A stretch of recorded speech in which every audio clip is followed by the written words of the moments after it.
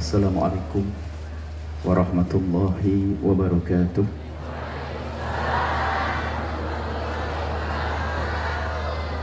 Alhamdulillah al-hadi ila siratil mustaqim.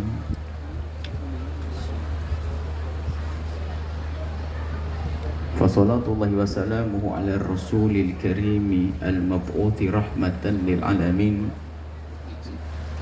Habibina Sayyidina Muhammadin wa ala alihi al-muttaharina wa ashabihi at-tayyibin wa tabi'ina lahum bi ihsanin ila yaumiddin. Allahumma ya Rabbana hdina fi man hadait. Allahumma ya Rabbana hdina fi man hadait. Allahumma ya Rabbana hdina fi man hadait.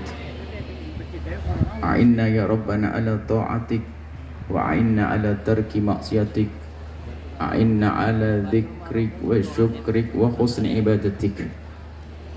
A'inna ya Rabbana ala tibai sunnati habibika Sayyidina Muhammad.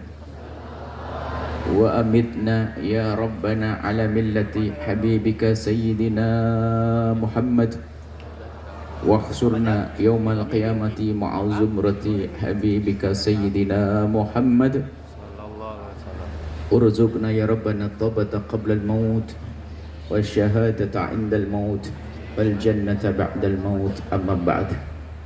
Yang sangat kami cintai, kami muliakan para pecinta baginda Nabi Muhammad sallallahu alaihi wasallam.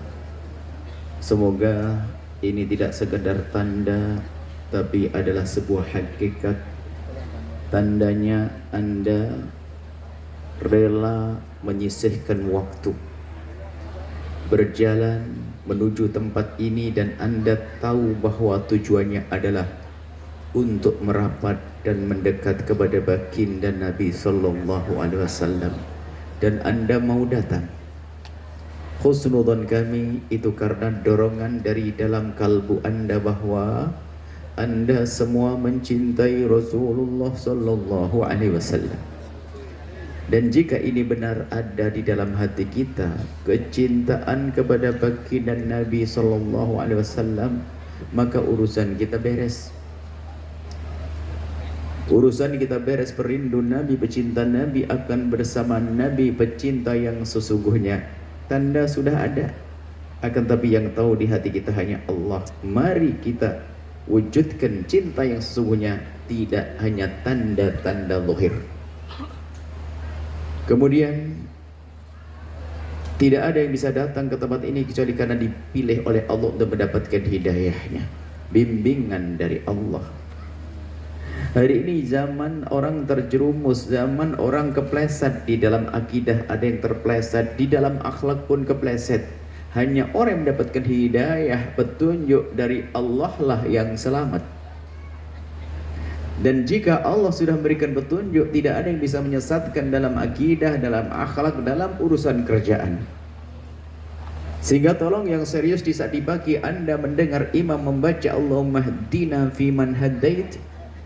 Di saat Anda mendengar imam menyebutkan ya Allah berikan kepada kami petunjuk dan golongkan kami bersama orang-orang yang telah mendapatkan petunjuk dari pendahulu-pendahulu, dimulai dari baginda Nabi sendiri hingga para sahabat, para tabi'in, para ulama, yang mereka adalah orang-orang yang sangat dekat dengan Nabi. Kita minta ya Allah berikan kepada kami petunjuk, meminta kepada Allah petunjuk, sebab kesesatan itu halus kadang tidak disadari. Yang semula rajin menghadiri majlis ilmu, tiba-tiba di akhir-akhir ini justru karena bisnisnya semakin lancar menjadi jarang. Dulu waktu dia pakai sepeda engkol atau bahkan jalan kaki di masjid itu, dia rajin di barisan pertama hadir pengajian seorang ustadz kampung yang tulus, wali tersembunyi. Akan tapi di saat bisnisnya mulai jalan ternyata sudah sering tidak tampak, bahkan ketemu kiai pun hari raya saja. Ini problem.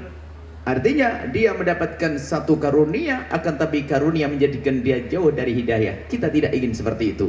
Semoga panjang umur, dalam kesehatan, rezeki lapang, mantu-mantu baik, cucu-cucu baik, anak-anak baik, keluarga baik, tetap dekat kepada Allah Subhanahu wa taala. Maka Anda yang khusyuk di saat mendengar Allah mahdina fi man hadait, dan juga 17 kali paling tidak kurang dari 17 kali, apalagi Anda ahli salat, setiap hari Anda mengatakan ihdinas siratal mustaqim. Ihdina, ya Allah, berikan pada kami petunjuk menuju jalan yang lurus, jalan yang Kau ridai. Apakah Anda sadar waktu mengucapkan kalimat ihdina, ya Allah, berikan petunjuk kepada kami? Dan sebelum ihdina siratal mustaqim adalah pengakuan kelemahan kita di hadapan Allah, bahwa kita ini lemah, tidak akan bisa menjadi baik, tidak akan bisa berbuat baik kecuali diberi oleh Zat yang maha baik untuk melakukan kebaikan. Tidak ada satu hamba bisa berderma 1 rupiah kecuali dipilih Allah, apalagi jutaan, puluhan juta, sehingga terwujudlah pesantren besar. Tidak akan bisa kecuali dipilih oleh Allah. Tidak akan orang mampu melakukan sholat malam kecuali dipilih oleh Allah.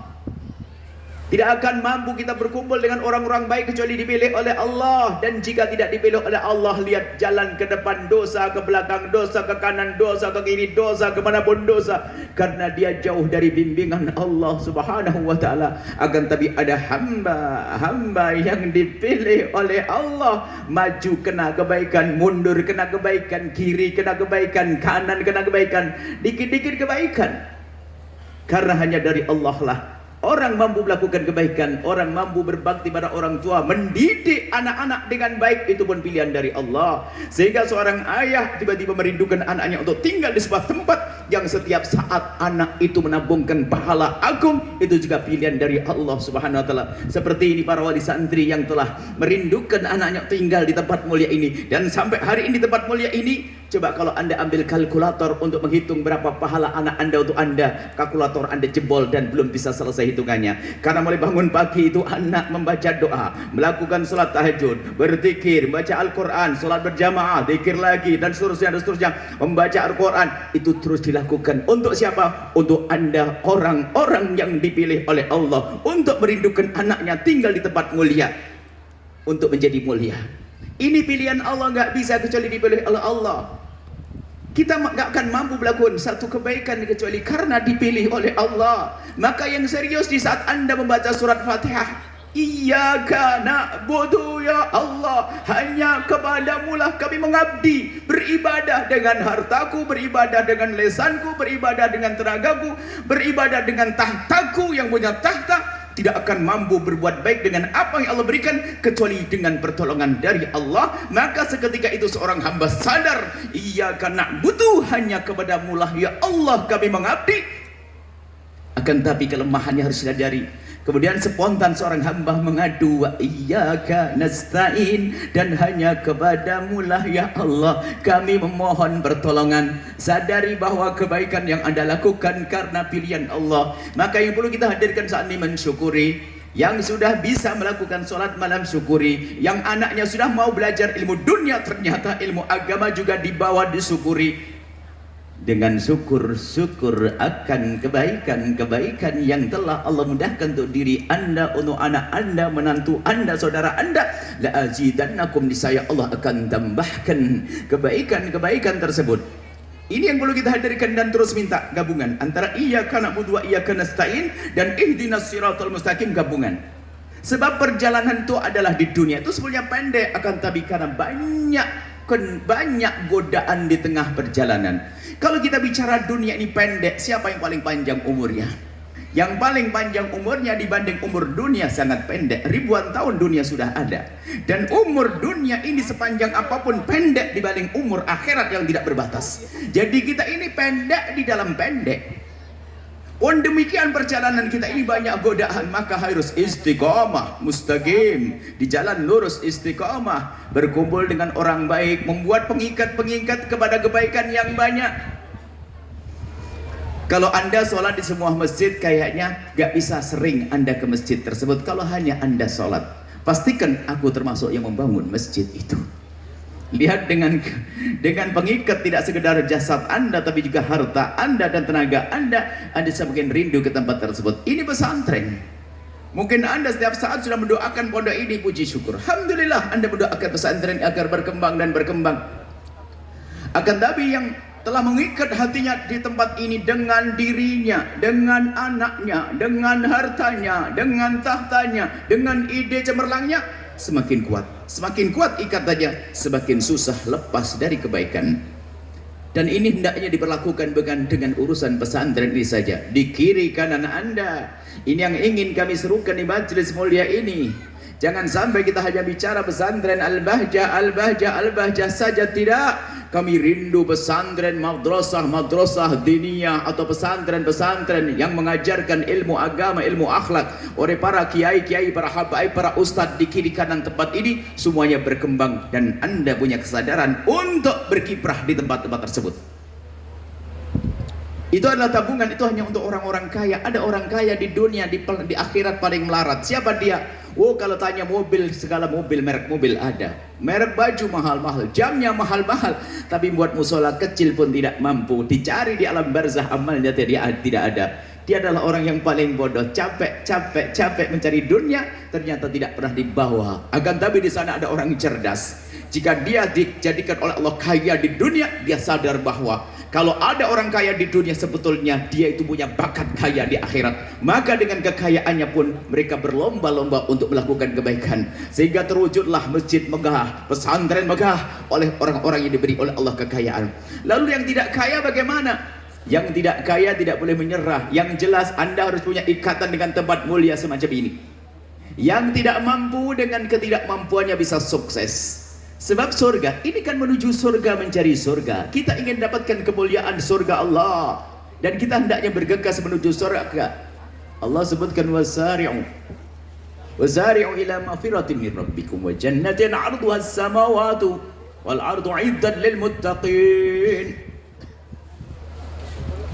Bergegaslah kalian semua tanpa terkecuali, pejabat dan rakyat, orang kaya dan orang melarat. Bergegaslah menuju surga Allah. Surga bukan miliknya orang melarat saja, tapi orang kaya juga ada di sana. Bukan saja orang kaya, orang melarat juga ada di sana. Pejabat di surga juga ada. Abdurrahman bin Auf adalah juga orang kaya. Pejabat ada, pejabat Abdullah bin Abdul Aziz dan lainnya.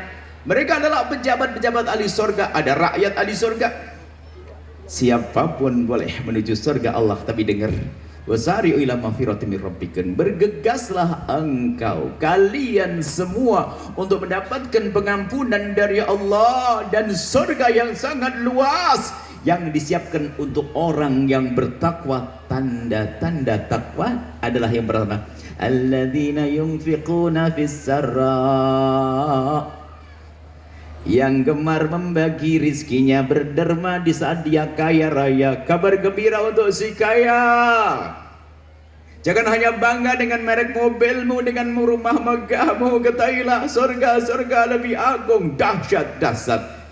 Alladzina yunfikuna fis sarra, yang berderma di saat mereka kaya. Jangan sampai kayamu hanya di dunia singkat 80 tahun. Kadang-kadang nggak nyampe karena makannya ngawur, segala macam dimakan, sehingga banyak sering kena sakit. Semoga sehat deh, sehat, panjang umur. Sak panjang-panjangnya tetap pendek. Setelah itu apa? Dia masuk alam barzah. Jika dia tidak punya kiprah di dunia dalam kebaikan, hartanya tidak pernah dilihat, itu orang kaya yang rugi. Alladzina yunfikuna fis sarra, yang berderma, menyedekahkan hartanya di saat mereka kaya. Ternyata tidak hanya untuk orang kaya, lanjutkan wadharra, dan si fakir pun ternyata tidak mau kalah. Si fakir pun tidak boleh kalah. Maka Anda tidak boleh menyerah dengan kefakiran. Banyak orang dibisiki oleh syaitan. Syaitan itu pandai berbisik. Kalau sama orang kaya, bisikannya adalah, ada peluang bisnis, ntar dulu dong bangun masjidnya, bangun pondoknya ntar. Ini ada peluang bisnis, modal ente, nah buat bisnis dulu, nanti untung tambah gede. Jangan dulu sekarang, mending modalnya dikembangkan dulu, nanti biar gede lagi, kamu bisa sedekah banyak lagi. Setelah untung, kata iblisnya, di sebelah ada peluang bisnis lagi, biar gede lagi, sampai mati dia belum sempat berbuat baik. Jadi bisikan pada si kaya ada, si miskin pun dibisiki. Ente nggak punya apa-apa, ngapain sudah dijamin sama orang kaya? Nggak usah deh, ente melarat. Larat nggak dituntut, aman sudahlah, nggak usah. Jangan mau dibisiki setan. Biarpun kita dalam keadaan melarat, miskin, kita bisa mendapatkan surga. Cara berhitungnya adalah begini loh ya. Kalau ada orang punya kekayaan 100 miliar, kemudian dia sedekah 1 miliar, kemudian ada ibu-ibu penjual daun, penjual kue di pasar, kekayaannya cuma 10 juta. 10 juta. Tatanya dia karena Allah mendermakan 2 juta rupiah. 2 juta rupiah. Setelah nabung-nabung ternyata punya uang 10 juta. Bismillah, saya jebol 2 juta. Anggap saja 1 juta. 1 juta rupiah dijebol dari 10 juta. 1 juta bismillah karena Allah ditransfer jeder untuk masjid pesantren. Yang satu si kaya raya dengan penuh kebanggaan nyumbang 1 miliar rupiah, duitnya 100 miliar. Coba catatan pahalanya gedean mana coba? Yang 1 miliar atau 2 juta? Ya 2 juta, dan karena 2 juta 10% dari hartanya. Orang kaya baru ngejar kalau dia mau berderma berapa 10 miliar baru sama dengan si fakir. Maksudnya apa? Kalau ingin sambung dengan kemuliaan jangan nunggu kaya. Anda harus bergabung saat ini. Anda bergabung saat ini, jangan ditunda. Uwais Al-Qarani orang yang sangat fakir. Tidak ada orang yang fakir di muka bumi, di bawah kolong langit melebihi daripada Uwais Al-Qarani. Dia fakir, nggak punya apa-apa. Dan makannya dia tidak punya tabungan, dia tidak punya dapur, tak punya untuk makan. Dia hanya kalau makan pergi ke tempat sampah pembuangan roti-roti sisa bekasnya orang kaya. Sampai di tempat tersebut, kalau ada anjing dia berkata, anjing kau sana, jangan dekat-dekat. Kemudian mau coba ngambil roti-roti, dipilah jadi 3 bekas roti. Roti yang paling jelek dipilah, kemudian yang sedang, kemudian yang paling bagus. Yang paling bagus segera dirapikan. Yang sedang dimakan untuk ngisi perutnya dia, halal karena sudah dibuang di sini. Yang paling jelek dikasihkan anjing, ini buatmu. Yang paling bagus dibungkus rapi, kemudian dia keliling mencari orang fakir-fakir yang perlu dibantu. Dan setelah membantu dia mengadu, ya Allah, ini yang aku mampu, ini yang bisa aku lakukan untuk hambamu yang membutuhkan. Jangan hukum aku ya Allah lebih dari itu.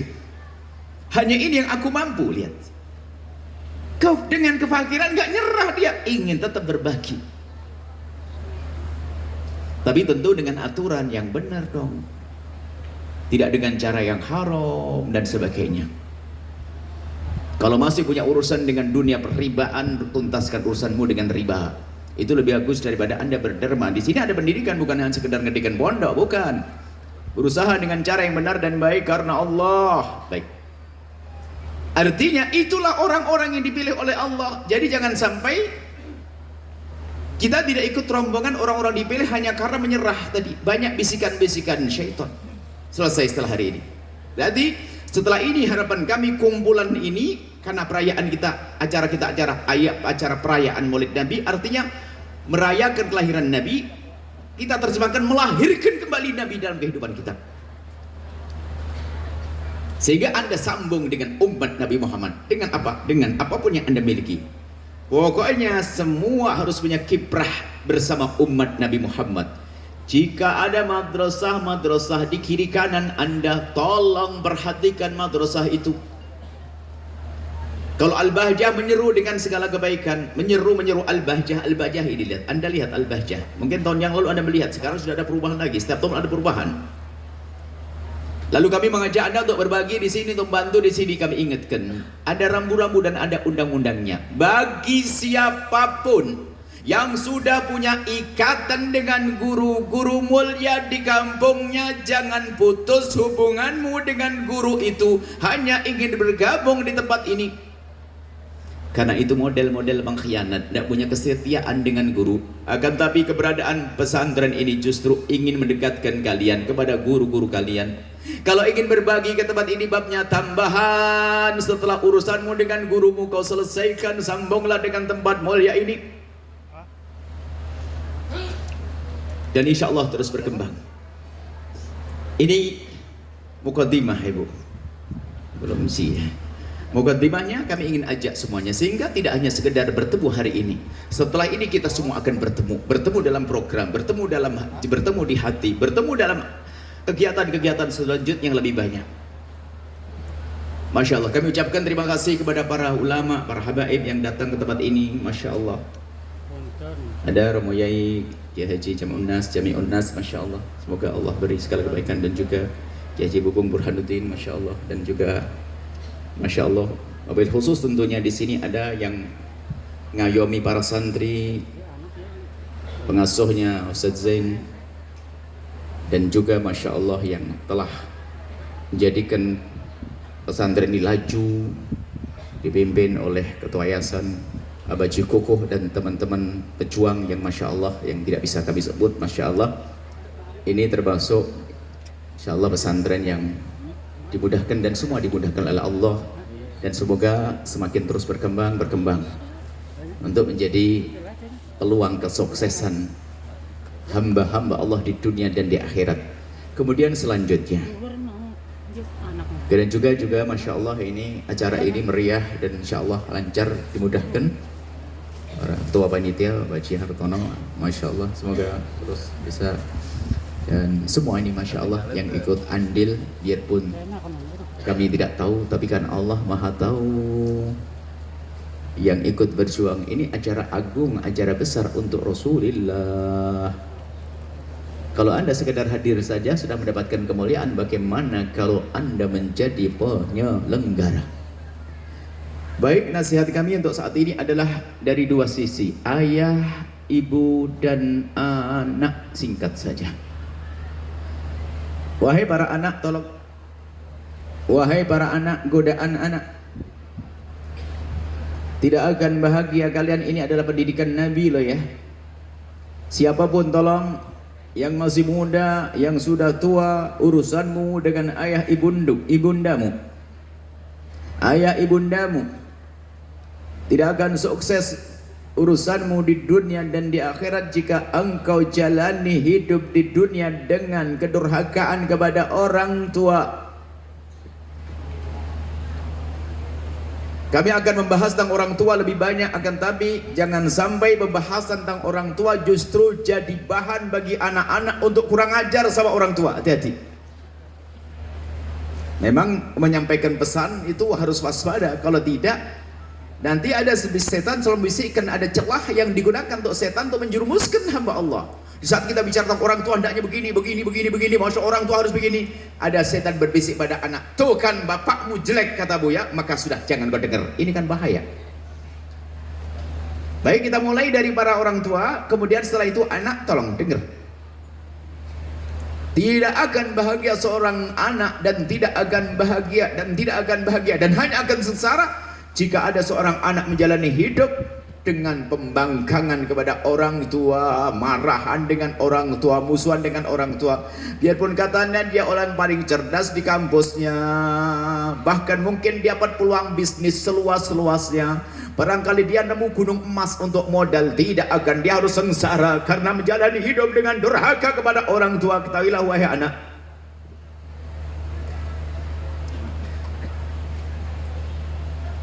anak ini ada 4 macam di hadapan orang tuanya. Tergantung, terserah Anda mau pilih yang mana. Yang pertama adalah anak yang punya orang tua baik, lalu anak itu menjadi baik, maka lihat, indah di dunia, indah di diri sang anak, dan indah di orang tua. Di dunia baik orang tuanya, sang anak pun baik kepada orang tua. Ini kelompok pertama, semoga ini Anda semuanya. Yang kedua adalah ada seorang anak yang bapak ibunya tidak baik.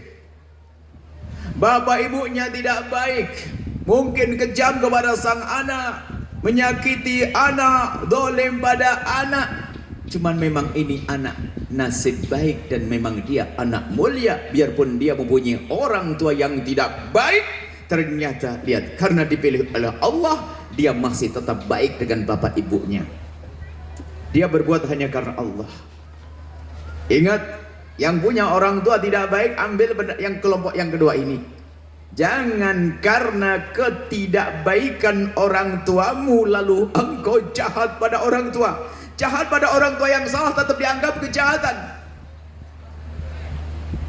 Tidak perlu berdebat dengan orang tua. Menyakiti orang tua tidak boleh. Hati-hati. Cuman namanya nasib buruk nih yang kedua dan yang ketiga dan keempat. Yang ketiga ini Masya Allah, innalillah.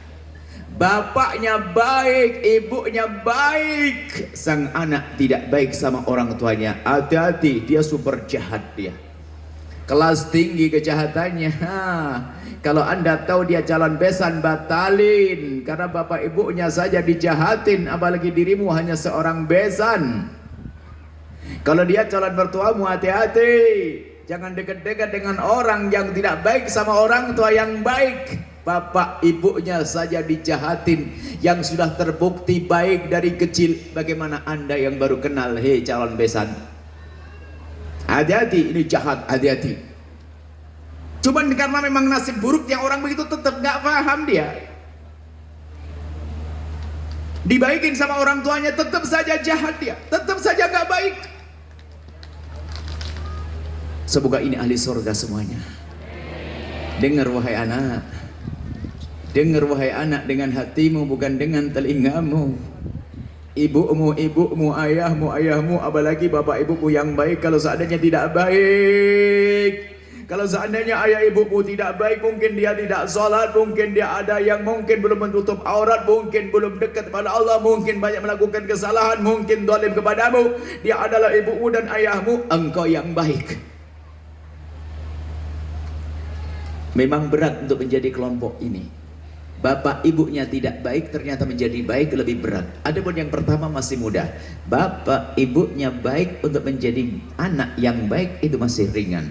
Tapi yang dahsyat, agung, hebat lagi adalah di saat bapak ibunya tidak baik, ternyata dia masih bisa baik kepada orang tua. Bapak ibunya tidak baik, sang anak tetap baik. Yang ketiga, bapak ibunya baik, ternyata dia tidak baik. Na'udzubillah, hati-hati, jahat dia. Dan ini halus sekali.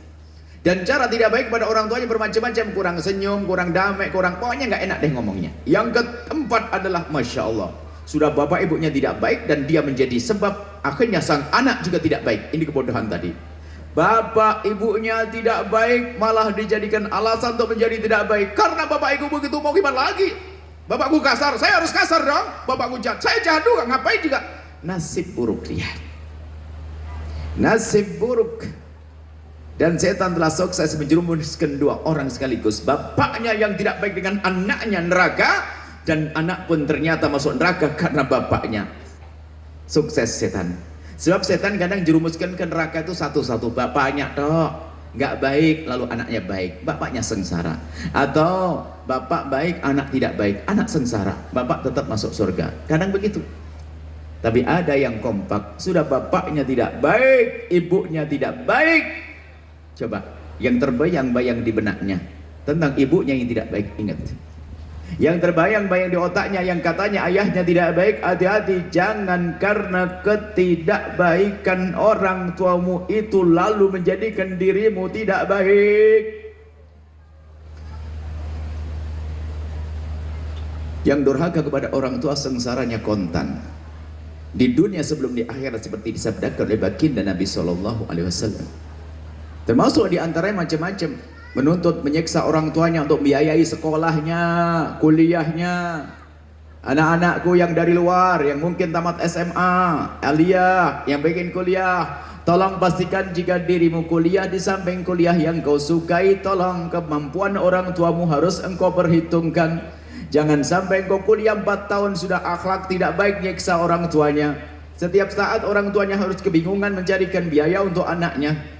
Sementara kebahagiaan tidak dari kampus, kebahagiaan tidak dari sekolah, kebahagiaan dari sifat akhlak bakti baikmu kepada orang tua. Biarpun mungkin engkau tidak sempat mengenyam pendidikan tinggi, akan tapi kau jalani hidup dengan baik kepada orang tua, engkau bisa mengalahkan orang yang punya pendidikan tinggi, wahai anak. Banyak sebab-sebab durhaka sama orang tua. Urusan sekolah saja ribut sama orang tua. Urusan pernikahan ribut dengan orang tua. Banyak sebab. Hati-hati. Hati-hati dan hati-hati. Ini kami ingatkan dari sisi anak. Sebab hari ini kami ingin mendiskusi yang indah dengan para orang tua. Selesai sampai di sini urusan anak. Wahai anak, tolong jangan salahkan orang tuamu jika ternyata orang tuamu tidak sesuai yang kami sebutkan nanti. Ini rambu-rambu. Jangan kebayang orang tuamu tentang laki-laki. Kalau kami menyebut tentang bapak yang jahat, jangan sampai kebayang orang tuamu. Orang tuamu. Baik, sekarang kita masuk kepada orang tua. Wahai para orang tua, ingat, tidak ada loh orang tua yang begini berkata seperti ini. Wahai anakku, sudahlah, yang penting kamu sukses di dunia. Setelah itu kamu masuk neraka nggak apa-apa. Ada nggak? Yakin? Yakin? Baik. Rata-rata merindukan anaknya di dunia baik dan di surga, di akhirat masuk surga. Cuman hari ini ternyata kebanyakan orang tua seperti itu memang tidak ngomong dengan lesannya. Tidak ngomong dengan lesannya, tapi perilakunya ngomong kayak begitu. Yang penting kamu sukses di dunia, habis itu masuk neraka nggak apa-apa. Memang lesannya tidak ngomong, tapi perbuatannya. Siapakah dia? Itu dia orang tua yang semangat menghantarkan anaknya sukses di dunia, membiayai sekolah dunia puluhan juta, ratusan juta, tapi terlupa bahwasanya anaknya akan mati dan menuju akhirat. Tidak pernah menyisihkan rizkinya untuk menghantarkan anaknya menuju surga, sehingga berani menyolahkan sekolah dengan biaya mahal. Tapi kadang kalau pengajian madrasah diniyah di kampungnya dimintai sumbangan 5.000, katanya kemahalan. Nasib buruk tuh ibu, berarti hanya merindukan anaknya sukses di dunia. Hari ini harus ada kesadaran, anakmu harus sukses. Iya, diupayakan sukses di dunia dan sukses di akhirat. Boleh anak Anda menjadi dokter, insinyur, menjadi jenderal, bahkan mungkin menjadi presiden Republik Indonesia di tahun yang akan datang. Menjadi presiden, gubernur tahun akan datang, akan tapi dia adalah ahli surga yang berjalan di atas bumi dengan baktinya kepada Anda, dekat kepada Allah dan Rasulnya. Kenapa? Waktu menuju pendidikan Anda sadar di mana anakku harus mengenyam pendidikan. Maka secara umum tolong pilihkan pendidikan yang baik untuk anak-anak Anda. Untuk anak-anak Anda, pendidikan yang benar. Dan nanti insya Allah di akhir kami sampaikan seperti apa kira-kira. Akan tapi langkah-langkah orang tua hari ini yang harus kami ingatkan. Hei para orang tua, ayo sekarang kita merubah cara berurusan dengan anak-anak. Zaman ini zaman anak-anak itu lemah. Lemahnya karena pikirannya sudah terbebani dengan bermacam-macam yang seharusnya tidak dipikirin. Lemahnya anak-anak karena, mohon maaf, sesuatu yang selama ini akrab dengan mereka, segenggam alat namanya handphone dan seterusnya, sehingga hari ini anak kita mentalnya lemah sekali. Pergaulan-pergaulan yang salah, yang tidak sehat hari ini. Oke, kita tidak menyalahkan sebuah pergaulan, akan tapi kita ingin bangun di rumah kita. Wahai para orang tua, yang pertama, Anda harus menjadi contoh bagi anak-anak Anda. Di rumah Anda harus contoh yang baik. Jangan sampai anaknya dipondokkan sampai di rumah nyontoh ibu bapaknya yang tidak baik, sehingga ada semacam peperangan di dalam pikir dirinya sendiri. Disuruh begini di pondok, ternyata di rumah menemukan bapak ibunya tidak baik. Maka jadilah contoh keindahan, contoh pandai diskusi di rumah, contoh mesra dengan pasangan. Ini contoh dulu. Contoh ini yang membentuk karakter anak-anak. Bukan sekedar kita kasih tahu, nak kamu harus begini, nggak masuk di otak dan pikiran dan hatinya. Tapi dengan perilaku yang benar. Maka rumah tangga Anda ini harus dibangun, Bu, Pak, menjadi rumah tangga yang baik. Sudahlah, Anda nyadari deh, jangan Anda bicara pasangan Anda. Saya ngomong Anda harus berubah. Anda yang suka kasar sama pasangan, suka marah dengan suami, suka marah dengan istri, suka nyaci, suka ngomong jelek, suka berantem, suka ribut, hentikan. Karena itulah kehancuran anak. Bahkan kadang kebodohan seorang istri kalau ribut sama bapak, sama suaminya, sang anak pun dimasukkan ke barisannya untuk merangi ayahnya. Ada model begitu. Lihat ayahmu, tahu tidak sini? Ada ayah, ini loh ayahmu. Wah, sampai anak musuh ayahnya. Kebodohan seorang wanita. Nggak boleh.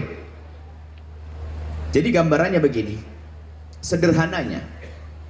Ini yang pertama adalah berikan suri toladan. Suri toladan ini paling tidak 2 saja deh. Pastikan di dalam rumahmu ada penghargaan kepada pasangan.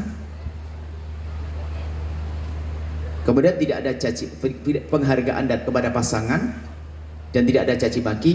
Kemudian yang kedua, biasakan kalimat-kalimat yang santun di rumah Anda. Jangan biasa ngomong kasar deh di rumah ibu bapak. Biarpun Anda ustadz besar harus berakhir kisah kayak kasar. Kasar itu tidak menjadikan hati lembut, Bu. Biarpun isinya baik kalimatnya. Makan, sana makan, cepet. Salat. Allah, apa ngapain bentak-bentak? Ngaji. Apa itu? Bukan sesuatu yang indah. Dan itu tidak menggugah hati. Jika Anda selama ini seperti itu, berubah. Hari ini lemah. Anak kita sudah tidak mampu hidup di alam nyata. Lebih senang hari ini di alam maya. Sehingga kalau ngomong sama ibunya paling dicemberutin, dimarahi. Tapi kalau sama handphone 3 jam gak ada yang marahi dia. Paling ngasih likes. Oh, dapat bintang. Dapat jempol. Urusan handphone. Jadi anak kita hari ini betul-betul telah tenggelam di alam maya. Harus kita tarik kembali di alam nyata. Maka kita harus menjaga. Menghadirkan alam nyata itu indah. Suami, istri yang indah. Tolong di rumah. Siapapun Anda, petani atau pengusaha yang kerjanya di kantor atau di sawah, sama. Harus membangun rumah yang baik untuk menjadikan anak-anak kita nanti nyaman di rumah itu. Yang pertama ini tadi, jangan biasa dengan kalimat yang kasar. Dan juga jangan merendahkan pasanganmu. Merendahkan pasangan dengan kata-kata, dengan perilaku. Misalnya seorang suami kalau sama istrinya tuh main kepala atau ini ngerendahkan, gak pakai penghargaan. Ini tiru seorang anak. Ayahku tidak menghargai ibuku. Mungkin seorang suami merasa dia mulia barangkali, gak tahu keturunan apa, gak tahu. Mungkin karena keturunannya atau karena mau sama istrinya merendahkan. Mungkin dia dari keluarga rendah, tapi setelah menikah denganmu akan mulia, Pak. Mungkin suami adalah dari keluarga biasa, kamu menganggap dirimu keluarga mulia. Anggap saja deh ada keluarga mulia, gak tahu standarnya apa. Misalnya ada, Anda keluarga mulia, kemudian sudah menikah dengan seorang laki-laki, suamimu akan mulia dengan dirimu. Jangan rendahkan suamimu. Karena kalau engkau merendahkan suamimu, engkau telah mengajari anakmu kurang ajar kepada dirimu. Sederhananya begini loh ya. Seorang anak yang keluar dari kamar menemukan ibunya di ruang tamu, coba. Di ruang tamu. Ibunya caci maki, berantem, seorang anak melihat pemandangan semacam ini, setiap hari berantem, lanjutin dah. Lihat bapak ibunya berantem. Kamar sang anak ini lihat bapak ibunya berantem. Sehingga sering kita menemukan anak trauma dan sebagainya. Anak tidak boleh trauma yang pernah menemukan orang tua yang seperti ini. Tadi mukaddimah. Makanya nanti ada pendidikan bagi anak, jangan nyalahkan orang tuanya. Kita sekarang bicara orang tua dulu deh. Orang tua suka berantem, ini mempengaruhi. Seorang anak melihat pemandangan sekali langsung dia duduk di kamar. Sambil lemes dia, oh bapakku tidak menghargai ibuku begitu sama ayahku, kambing, kucing, caci maki. Tidak perlu aku menghormati ibuku jahat sama ayahku. Nggak perlu juga aku menghargai ayahku nggak baik sama ibuku. Diam-diam ditertanam di otaknya. Dan sekaligus ini menjadi contoh. Sehingga kalau dia menjalani hidup nanti di masyarakat ya seperti itu, dikit-dikit ribut sama temannya. Kenapa? Contohnya memang gayanya ribut. Kalau menikah pun juga semikian, suka ribut dengan pasangannya.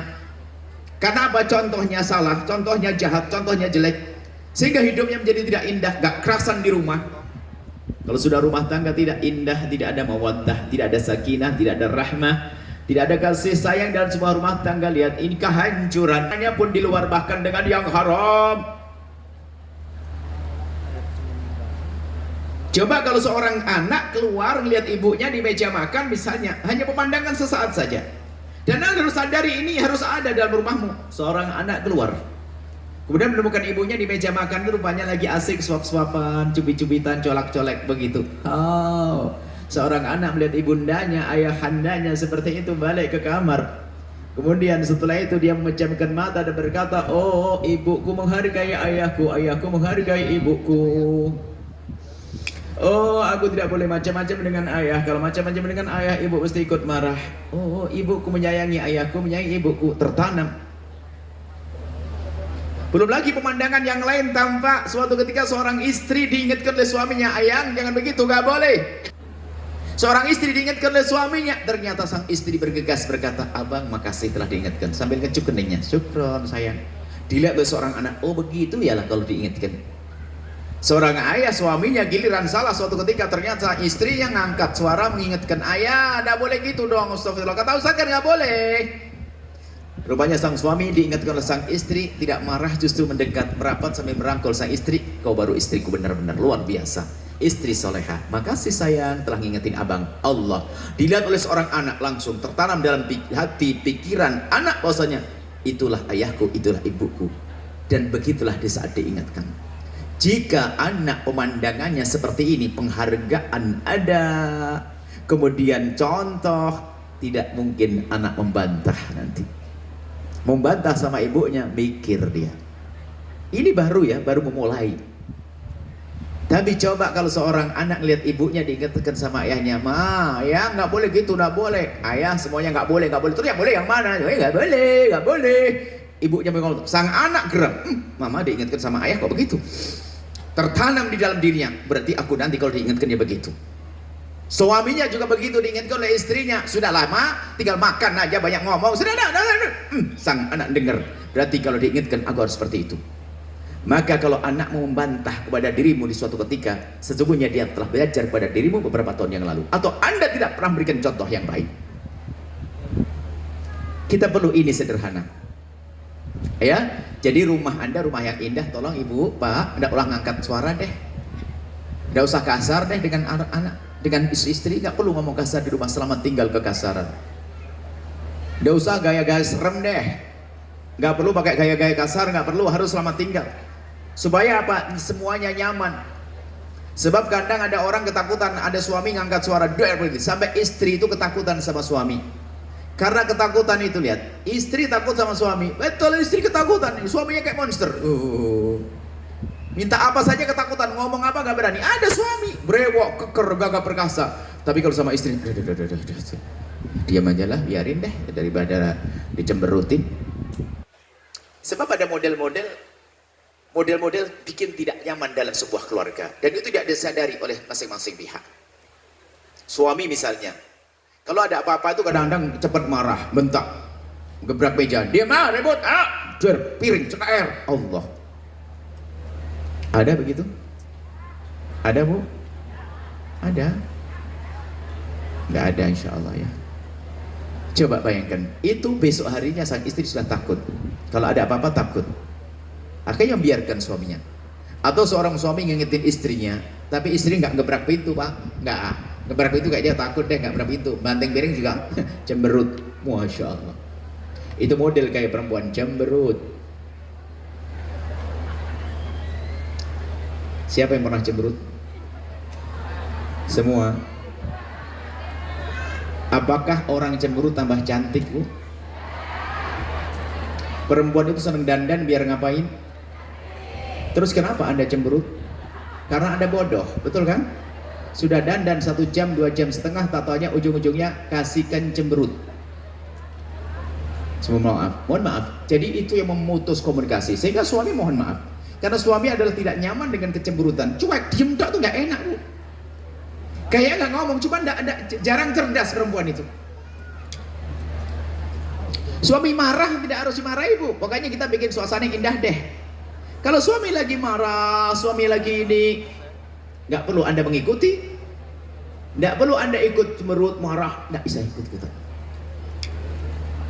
Ya, tidak perlu. Ada tipu sederhana guyonan, tapi kayaknya serius juga. Ibaratnya gini bu, suamimu marah, ini jangan dengar suamimu ya bu, ini pelan-pelan rahasianya. Bu, dengar bu. Ibu dengar ke sini aja. Ini biarkan anak soleh mau ngaji dengan caranya, biarkan. Ibu tidak boleh fokus ke anak kecil. Buya senang lihat dia tadi itu, anak soleh sehat. Biarkan. Ibu ke sini. nggak ada nyulik dia, aman di sini. Ibunya pun tenang aja, biarkan dia. Ayo coba ibu, jangan biasa di rumah kayak cemberutan, bapak-bapak kayak marahan. Aduh, ini adalah rumah tangga. Anakmu yang rusak, halus. Anak jadi nggak nyaman. Kita ingin hidup Anda tuh riang di rumah, senda gurau dan sebagainya.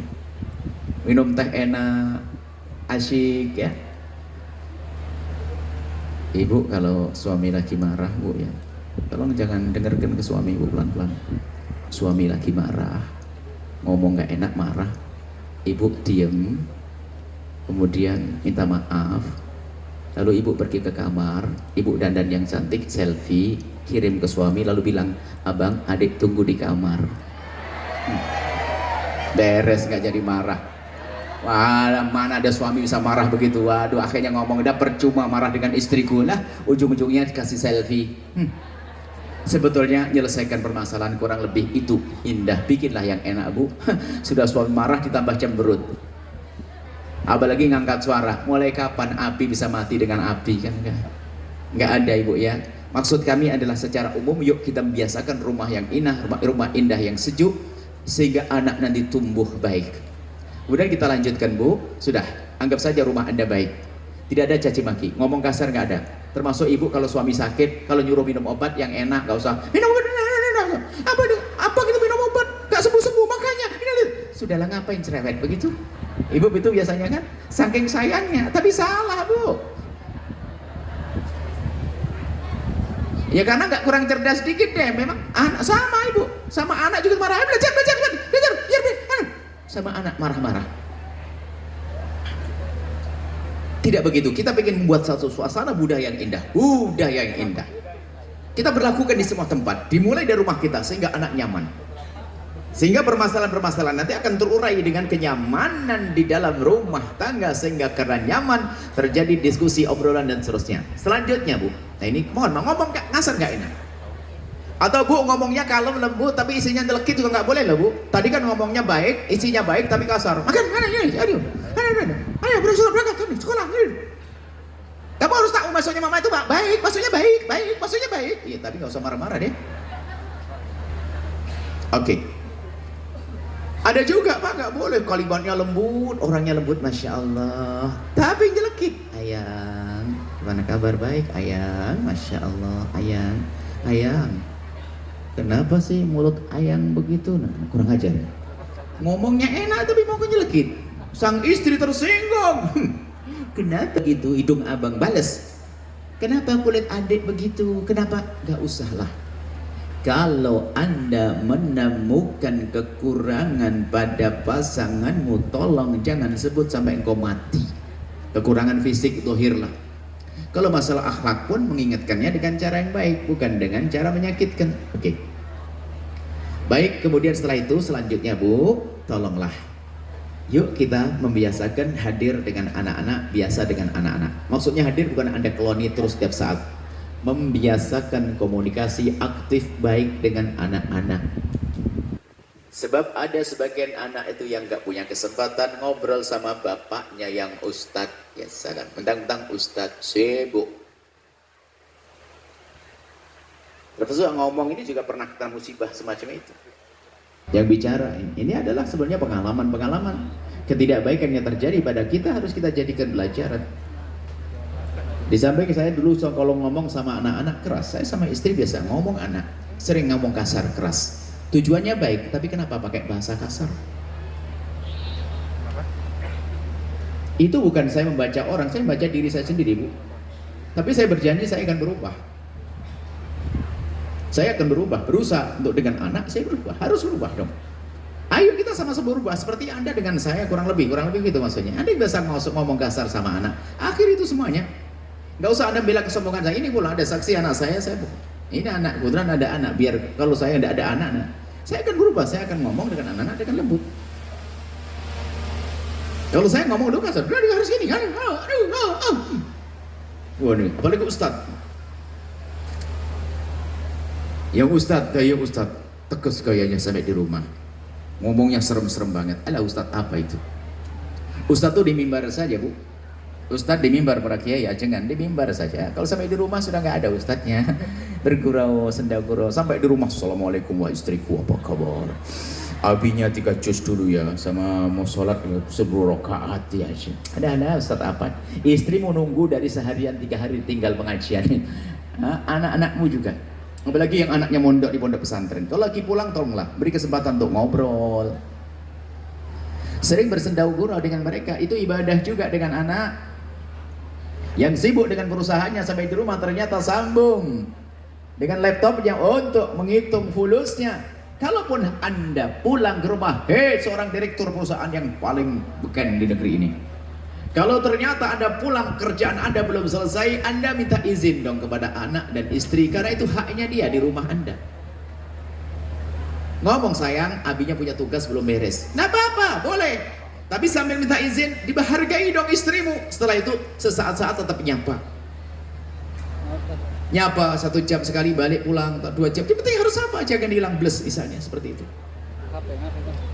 Kita perlu biasakan deh agar budaya hadir dalam kehidupan. Anak kecil Anda tadi, anak kecil itu nggak perlu buat pakai marah-marah dan sebagainya. Dia pengen di rumah kita Anda ngobrol dengan anak kecil, sayang, adede umur 2 tahun, ini apa? Ini oyeng, ini obeng-obengan. Ibunya ngomongnya kayak anak kecil. Mobil-mobilan maksudnya, tahu mobil-mobilan. Otong naik otong. Otong naik otong. Jadi ini Ali waktu masih kecil lihat ada truk besar bawa mobil. Dia ngomongnya nggak apa, otong naik otong. Otong naik, ada motor naik motor. Ada apa-apa? Maksudnya kita biasa bicara dengan anak-anak. Anak kecil Anda ada jusi aja ngobrol. Saya pengen membiasakan deh mulai. Jangan nunggu jadi nenek deh, jangan nunggu jadi kakek. Mana tuh mulai lembut kalau sudah bertemu anak cucu. Enggak, hari ini Anda belum punya cucu yang baru anaknya baru 2 tahun 3 tahun. Ayo sekarang jangan Anda ngomong kasar di rumah, jangan ada kekerasan di rumah. Kenapa? Anakmu itu bukan ayam potong yang hanya digedekan badannya besok disembelih. Bukan. Anakmu ada badan yang harus besarkan dengan sehat, tapi ada pikiran dan hatinya. Ada pikiran dan hatinya. Ada pikiran dan hatinya harus Anda perhatikan. Mentalnya. Anda harus pikir itu. Harus berubah dong. Harus punya ilmu ini dong. Termasuk maka dari itu hindari hal-hal yang menjadikan Anda gak dekat di rumah dengan anak Anda, sehingga tidak terjadi komunikasi. Jangan dengan suami, dengan istri kadang-kadang terputus. Gara-gara apa? Gara-gara itu segenggam alat namanya handphone. Masya Allah, itu adalah iblis tersembunyi di kantong-kantong suami dan di tasnya ibu-ibu. Kalau sampai di rumah tuh kelihatannya suami istri anak-anak kumpul semuanya di rumah, tapi memang ngobrol apaan? Suaminya di teras depan ketawa-ketawa, ibunya di ruang tahu senyum-senyum sendiri, anaknya masuk pintu kamar dikunci nggak keluar-keluar, sampai waktu makan pun lupa, ibunya pun ngingetkan makan ketakutan, ngetuknya pelan-pelan, sayang, ya nak, makan nak, apa sih mak? Itu hasilnya. Maka termasuk ini adalah tip juga yang hendaknya Anda harus ambil langkah, tolong sampai di rumah Anda, hobi apapun handphone, sampai di rumah Anda tinggalkan handphone, letakkan di meja khusus, suami handphonenya di samping di sebelah. Jangan pegang handphone lagi, Anda setannya kalau begitu, saya katakan begitu. Anda yang merusak anak Anda, kemana-mana pegang handphone, anak langsung niru pengen punya handphone esok hari, sehingga anak pun juga kemana-mana ke pojok rumah pakai handphone. Karena apa? Maknya yang jadi contoh, mohon maaf. Terus diam-diam dengar ketawa-ketawa. Biarpun yang Anda dengar ceramah Buya Yahya, nggak usah dengar ceramah Buya Yahya sendiri-sendiri di pojok, nggak usah. Kalau dengar ceramah bareng-bareng deh. Sebab dari kejauhan Anda dengar ceramah saya, Anda senyum-senyum. Anak-anak nggak lihat ceramahnya, hanya menilai, mama main handphone tuh ketawa-ketawa tuh, mama main handphone ketawa-ketawa tuh. Lihat. Coba kalau Anda wibawa, biarpun mohon maaf, rusaknya anak Anda proses lama, ketahuilah kembalikan juga proses lama. Tapi harus Anda mulai hari ini. Mungkin Anda berikan contoh di rumah, Anda belum niru, tapi nanti pada waktunya. Sekarang Anda mulai dari diri Anda sendiri. Termasuk agar komunikasi Anda dengan suami bisa aktif, positif, aktif. Letakkan handphone. Kalau Anda ingin telepon suami, Anda minta izin. Dede, Uminya mau telepon ayahnya ya. Ya Mi, Waalaikumsalam, selesai.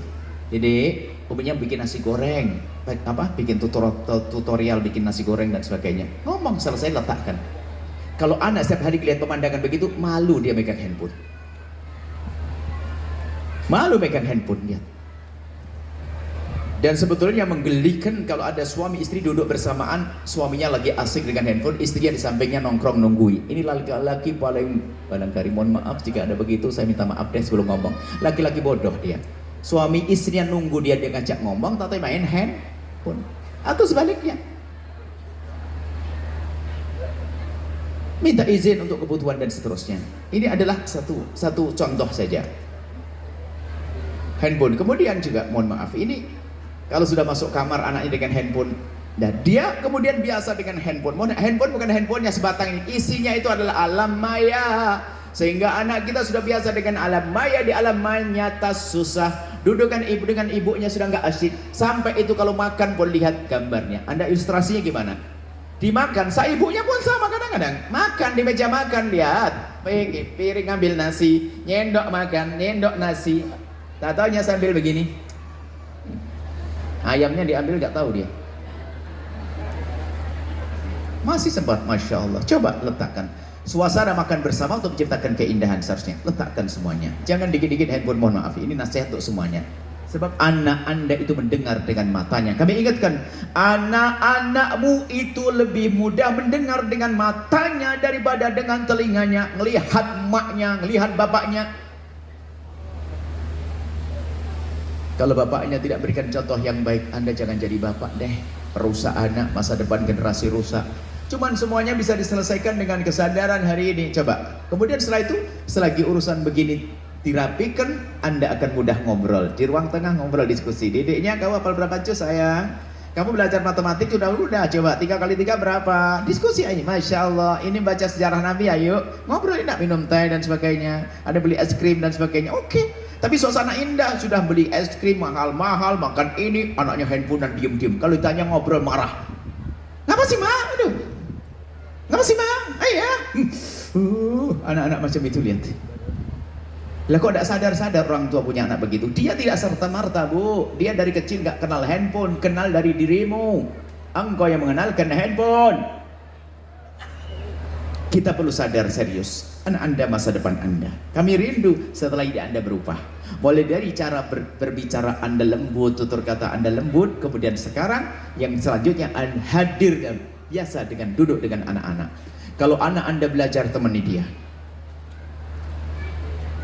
Temani dia waktu Anda belajar. Bahkan sampai kami katakan kepada para ustadz, para Pak Haji, kalau Anda nemeni anak Anda menyelesaikan tugas harus browsing internet, maka kalau Anda nemeninya itu jauh lebih bagus daripada sholat sunnah yang Anda lakukan. Agar anak Anda punya rambu-rambu tidak ngelantur browsingnya. Sebab hari ini yang namanya internet liar.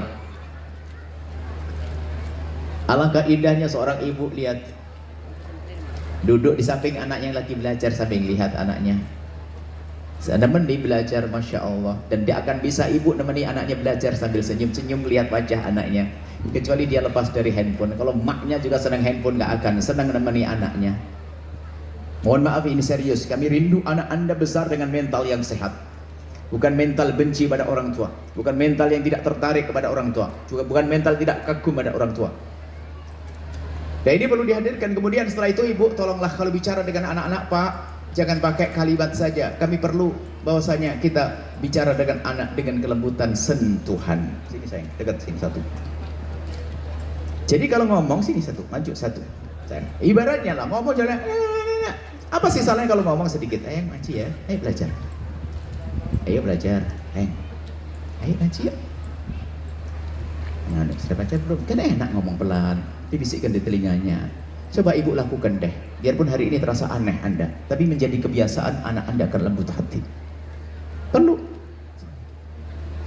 sentuhan hatinya yang tersentuh, bukan sekedar jasadnya, nempel di kulit sampai ke hati. Bukan seperti ibu-ibu yang ada di sana itu, lihat kalau sama anaknya itu sampai pegang handphone nasihati. Belajar ya, yang pintar belajar, cepat belajar, jangan bodoh kayak mamanya loh. Memang bodoh bener dia tuh.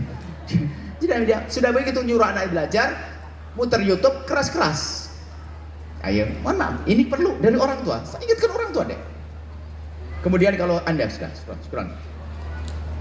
Nah, jadi sentuhan itu penting, ngomongnya enak. Kemudian kalau anak Anda tidur, cobalah Anda lakukan deh. Kalau anak Anda tidur, jangan Anda ngelihat anak, oh tidur, selesai. Enggak. Anda mendekat ke ranjangnya, Anda sentuh kakinya, Anda pijit-pijit refleksi, Anda kecup keningnya, Masya Allah, Anda usap kepalanya. Kalaupun dia sudah tidur, rohnya yang dengar, yang ngerasa. Kalau mereka belum tidur, dia sadar kalau ibu bapaknya menyayanginya. Enak kok, nggak susah. Untuk Anda tambah, Masya Allah, ibu yang hebat, membiasakan Anda masuk kamar anak Anda dengan terhormat, bukan karena ingin mencurigai anak, mungkin saya ingin lihat kontrol anak-anak ngapain, ini enggak. Mungkin Anda ingin masuk kamar anak Anda memang karena Allah, dengan cara mendekatkan pada Allah. Misalnya Anda jadwal, Dede, AA, yang kuliah tuh loh, yang pulang pergi kuliahnya, Umiknya setiap mau sholat di sini sayang ya, sambil doain kamu ya, ya Umi, izin coba. Anaknya 12, kamarnya 12, masuk kamar sholat 2 rakaat, assalamualaikum doain. Wah, ibunya hebat, sholatnya 24 rakaat sehari. Kurang lebih begitulah maksudnya. Anda masuk kamar sholat, setelah sholat Anda doain anak, Anda sentuh tangannya, kakinya, mengucapkan. Setelah itu apa? Anak Anda ngerti kebiasaan ibunya adalah ke kamarku untuk melakukan kebaikan, bukan mencurigai anak. Ngapain ya anakku? Nggak menarik bagi seorang anak. Dan hakikat Anda ingin sholat di tempat tersebut. Buahnya dari ini semua, anak nggak berani kunci pintunya. Kenapa? Umik nanti jam 12 akan sholat, jam 3 akan sholat. Tahajudan di sini umikku. Karena ngerti ibunya seperti itu. Tapi ada seorang anak ngontrol. Oh, kamu apa sama mama, malam tak lihat sama mama ya? Kamu ngapain kamu ya? Malam ini ya, saya ya. Kita perlu merubah cara melayani anak-anak kita. Percaya, ini sebenarnya ingin kami hadirkan kurikulum panjang. Tapi ini singkat kami hadirkan di acara Maulid. Nanti Anda terus lanjutkan belajar ini. Gua hadir dalam kehidupan anak-anak penting, yaitu tadi hadir secara jasad. Misalnya hadir secara jasad. Kalau anak Anda pulang kuliah, selagi Anda di rumah, Anda biasa ngobrol dengan dia. Kalau anak Anda pulang pondok, kan pondok setahun sekali. Kalau bisa cuti, kalau Anda bagian negeri cuti. Jadi kan cutimu buat anak Anda, bukan buat rekreasi. Untuk anak Anda, kalau harus berjalan bersama anak-anak. Pokoknya Anda biasakan dekat dengan anak-anak deh. Termasuk kalau dalam keluarga, ibu, rumah tangga, itu memang ibadah penting di rumah kita. Ada ngaji, ada sholat. Tapi tolonglah, kalau sudah dekat dengan pasangan itu perlu membangun komunikasi. Bukan sholat-sholat, ibadah-ibadah. Bahkan kalau perlu begini, Bu. Kalau dekat sama suami, kurangi sholatmu, Bu. Kurangi sholatmu. Yang sudah banyak sholatnya, nggak pernah sholat, nggak kurangi, malah sholat. Bukan. Maksudnya, suamimu ingin dekat denganmu, dengar omonganmu, ungkapan-ungkapanmu. Sama seorang suami sampai di rumah, hadapkan wajahmu dan badanmu pada istri. Kurang lebih seperti itu. Kemudian selanjutnya, Bu, sebagai penutup, ini tolong dengan anak, ini kami serukan ini rata-rata kesalahan kan ini terjadi. Mematahkan hati sang anak. Ibu, tolong jangan patahkan hati anak-anak dengan anak-anak dipatahkan, mentalnya dihancurkan dengan biasa, mohon maaf, membanding-bandingkan. Kamu kok nggak bisa hafal, itu abangmu aja umur sekamu sudah hafal 8 juz, kamu nggak hafal-hafal. Kenapa sih? Abangnya. Dede, kenapa sih kamu nggak bisa bersih kayak abangmu? Dede, kenapa sih nggak bisa dibersih kayak abangmu? Dede, kenapa nggak sholat malam kayak abangmu? Dikit-dikit abangnya. Dia akan dibenci sama abangnya. Abangku ya, abang makan tuh abang. Marah akhirnya. Karena apa? Orang tua bandingin terus. Nggak begitu, Bu, kalau Anda ngasih motivasi. Anda beri motivasi dengan cara lain, tapi jangan membandingkan. Itu halus dirasa oleh seorang anak. Itu bukan timah rebutan waris nanti kalau bapak ibunya meninggal dunia. Karena merasa dibandingin terus. Sementara setiap orang punya potensi masing-masing. Mungkin ini pandai menghafal, ini pandai faham, ini pandai bercocok tanam, ini pandai dagang. Ini kan macam-macam. Semuanya memiliki kelebihan berbeda-beda. Jangan dijatuhkan, dibandingkan. Memang bakatnya beda. Dibandingkan runtuh terus, akan termotivasi dengan cara yang tidak menjatuhkan dia. Termasuk diantaranya, ibu, biasanya ibu-ibu, bapak-bapak ini adalah menjatuhkan, tidak pernah memberikan apresiasi. Bahkan kalau nyuruh itu ya menjadikan malah biar konsentrasinya hilang. Contoh saja, ibu-ibu ini hebat ini, kalau ngajar anak tetangga, ngajar TPQ, ngajar Quran anak tetangga sampai pinter baca Al-Quran, sampai selesai Al-Quran, ngajar anak tetangga. Tapi giliran ngajar anak sendiri, itu dikit-dikit marah.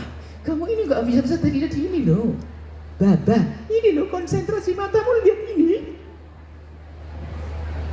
Ini kenapa kok ibu menjadi sering marah sama? Mohon maaf ada suami dan itu termasuk saya sendiri gitu bu. Coba itu istri ada di belakang sana itu.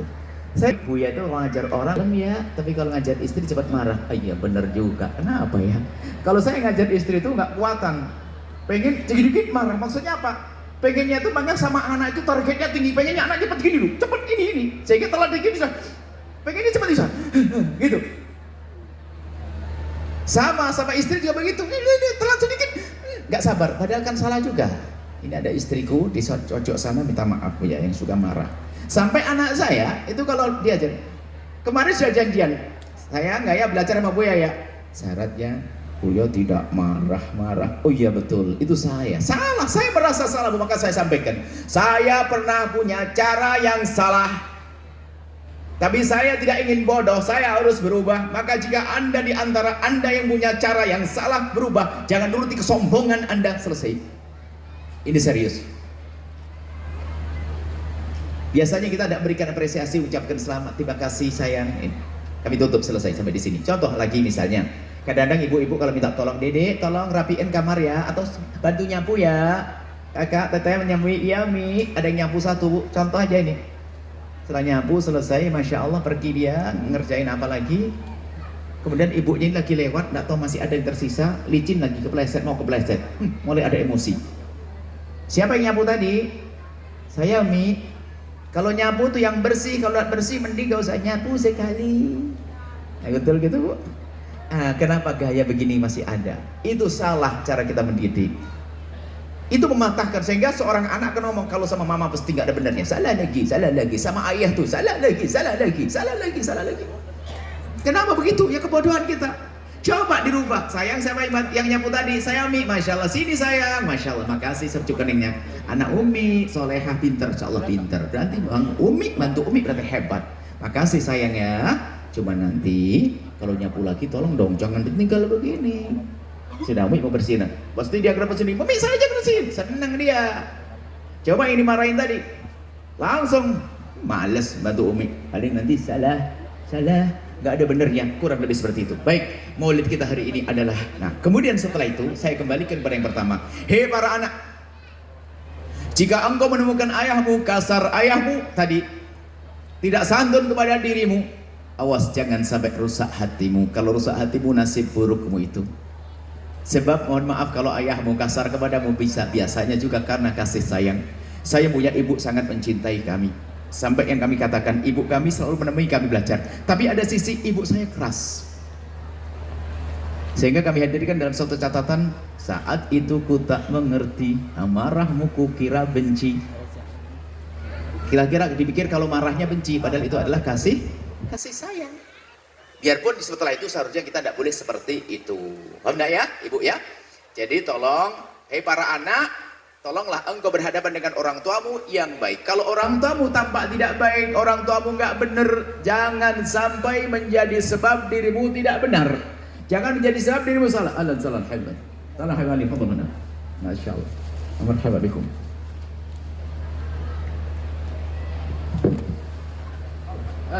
لا ما كان آخر مطاف تعالوا عندنا آخر مطاف يا حبيبنا ما شاء الله أهلا بكم.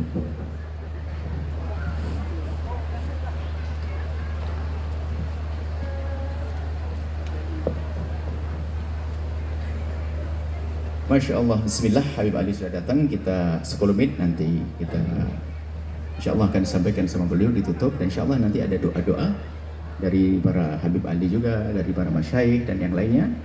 Untuk ini sampai di sini. Siap Bu ya, rumah yang indah Ibu? Bapak, rumah yang indah? Yakin nggak marah lagi sama suami? Yakin, Insya Allah. Nggak bentak-bentak anak-anak lagi? Selamat tinggal. Kita pengen indah rumah. Kemudian sekaligus ini tadi kami janji ada penutupnya tentang mondokkan anak. Selesai. Tidak harus di Al-Bahjah, kan tapi Al-Bahjah telah menyiapkan. Al-Bahjah mulai dari Jawa Timur.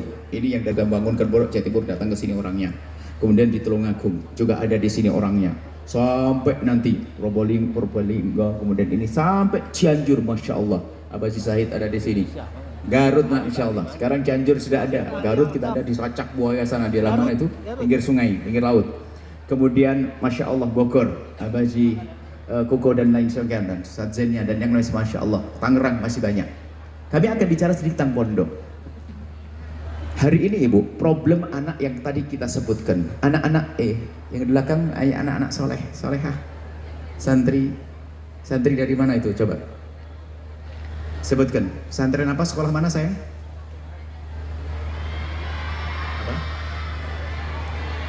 Apa itu? As-Sa'adah, sayang solehah, sukses. As-Sa'adah sukses. As-Sa'adah, kita rindu pesantren manapun, oke.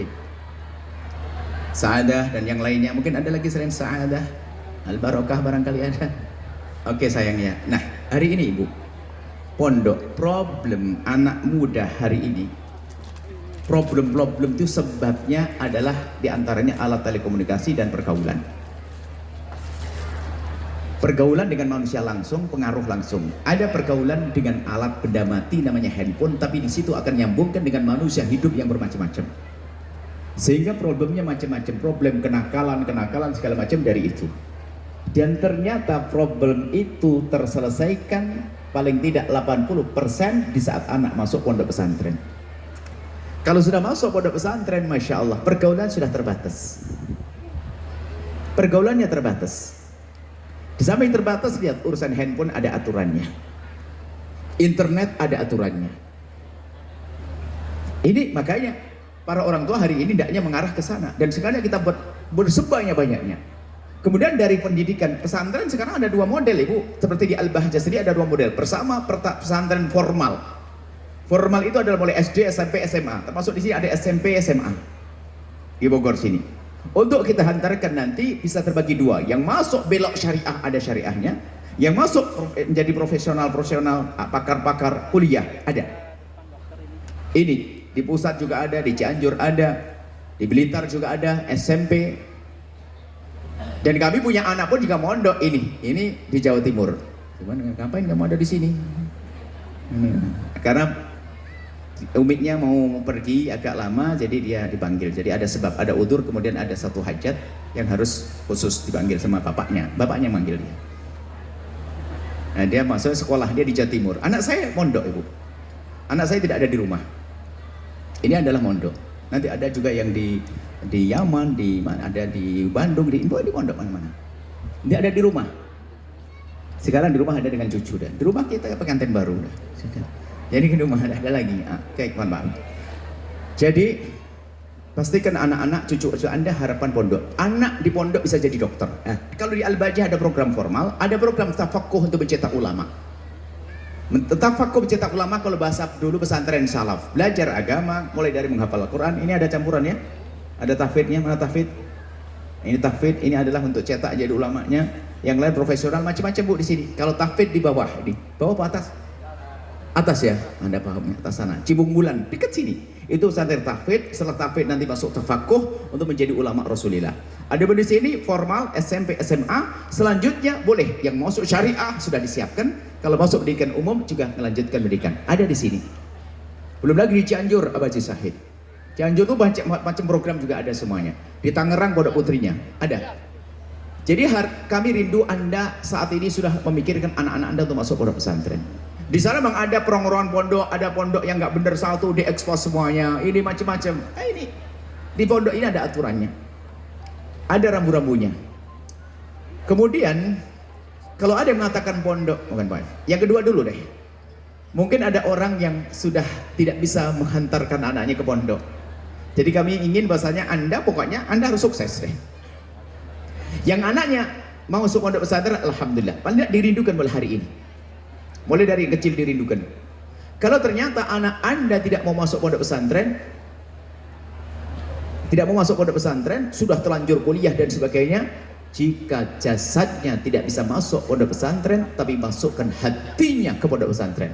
Ini memasukkan hatinya bermacam-macam cara, Anda sering bercerita dan sebagainya. Paling jitu adalah memasukkan hati anak-anak yang kuliah di Jogja sana, kuliah di Malang sana, kuliah di Surabaya sana, kuliah di Jakarta sana. Untuk memasukkan hatinya ke pondok adalah dengan cara diantaranya, kalau Anda ngirim uang saku tolong tambah Ibu. Jika Anda biasa ngirim 1 juta tambah di 200 atau 150. Lalu sampaikan pada anak sayang, Uminya nambah, abinya nambah uang sakumu. Untuk apa Umi? Kau kirim ke pondok pesantren yang ada di sana. Terserah As-Sa'adah tadi atau Al-Bahjah atau kemana. Anda sambungkan anak Anda ke pondok. Sehingga setiap saat anak Anda, setiap bulan dapat kiriman dari Anda, langsung dia ingat 150. Allahu Akbar, Allahu Akbar.